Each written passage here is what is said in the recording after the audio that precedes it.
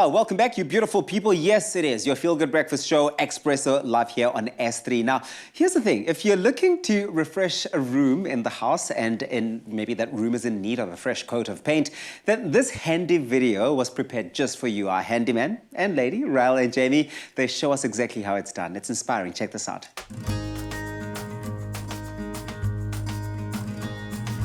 We are back, everyone. It is that time of the week where we bring you the top tips and tricks on how to paint with PLASCON DIY. Yeah, so maybe you are planning on painting your living room or maybe even getting that second bedroom ready for the little one on the way. No matter what, we're here to get you fully prepped to get your paint on. First things first, you need to cover up because you don't want to use any of those fancy clothes when you are painting. So let's get a cover up. And now we are dressed the part. Wardrobe check. Now, if you are going to be working on any sanding of surfaces, then you definitely want to grab yourself a mask. What you're also going to need is some stirring sticks. So all paint except enamel will need to be stirred just for some color consistency and for the coating. Well, that looks very mixed up and good to go. And now, secondly, you want to make sure that you grab yourself some sandpapers. And of course, if you are a shorty like me, you might need a step ladder for all those hard-to-reach areas. Yeah, now next on our list is painter's tape. And if you are messy, don't worry, I have you covered. Plastic drop cloth to protect your floor and your furniture as well. Now, on top of that, you definitely want to make sure that your surface is clean from any dust or other residue before you get your paint on. So it's perfect to get the Polysal sugar soap, and that'll sort it all out for you. Yeah, and also a Polysal polyfiller to help fill in any cracks or defects that your room might have. You're going to need a paint tray. Now, it's perfect to hold small amounts of paint as you're working through your process. Yeah, on top of that, you want to get yourself a flat paintbrush. And then my best friend coming through again, a painter roll frame. So this makes sure that you can get all those hard-to-reach areas. If you are short like me, you'll use this for the majority of the painting as well. And finally, the best part, the paint of your choice. What are we going with? We're going for this one right here. This is the Double Velvet Pure Ibiza Bay. You ready for it? Sounds sexy. Let's get our paint on.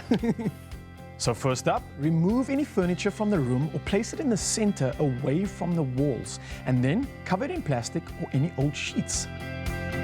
What you want to do is put down drop cloth to avoid paint spills and spatters on the floor. Now, you also want to make sure your surfaces are clean, dry and firm, and also free from dust, oil or grease. Now, if there are any loose or flaking paint, you may want to remove this by sanding it gently and then rinsing it with your Polysal sugar soap. And don't forget to allow some time to dry. Next up, fill in any defects with Polysal polyfiller if necessary and allow to dry. Next on our list is painter's tape. Perfect to tape off any corners or work on any borders that you are taping to. So now that we've got our surface all prepped, it's time to get our paint on. And we start off with the PLASCON Plaster Primer, and it's the perfect adhesive between our surface and the coat of paint that we're applying. You want to spot prime any bare areas with your PLASCON Plaster Primer and, of course, allow to dry. Now, for bare cement walls, apply one coat of PLASCON Plaster Primer evenly across the entire wall, allow to dry overnight. What you're going to do next is apply one coat of PLASCON Universal Undercoat. Now, this acts as a sandwich to keep the primer and the coat all together. And finally, apply a minimum of 2 coats of paint in even layers, with 2 hours of drying time between each coat.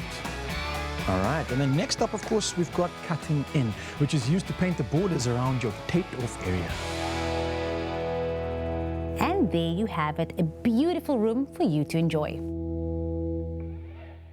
That's it. I want to get my walls painted. That's it. That is exactly what my walls need. Deco DIY? Check. It's done. Let's head into the kitchen for a culinary DIY.